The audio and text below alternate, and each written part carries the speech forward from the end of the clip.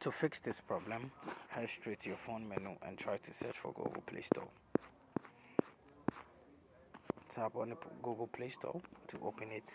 Then after that, try to search for Boomplay app, and you're going to see Boomplay app over here. So what you have to do is to try to tap on the update over here.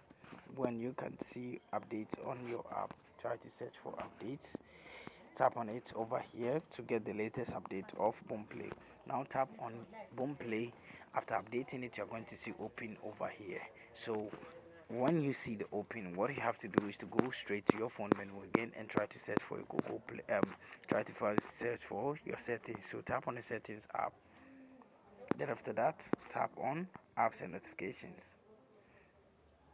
Now wait as it's loading, and now tap on see your apps. Wait as it's loading.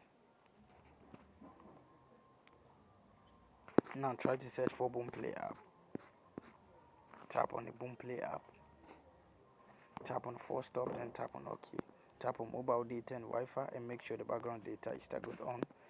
Go and tap on notifications and make sure show notification is toggled on. Go back and tap on permissions and make sure you allow every permission.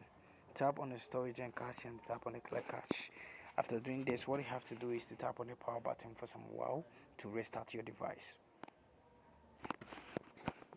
Now, after tapping on the power button for some while, tap on the restart button and tap on OK, or tap on reboot button and tap on OK, and this problem is going to be fixed after restarting or rebooting your device. Thank you very much for watching this video.